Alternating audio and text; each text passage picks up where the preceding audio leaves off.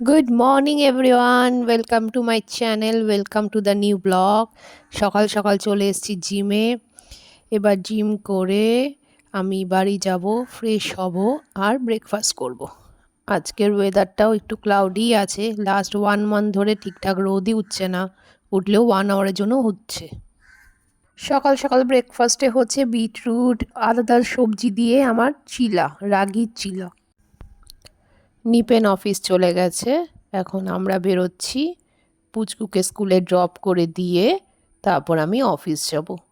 আর প্রত্যেক দিন স্কুলে যাওয়ার আগে ও এখানে কতগুলো মাছ আছে এই ড্রেনটায় সেগুলো কাউন্ট করে। কী যে মজা পায় ওই জানে।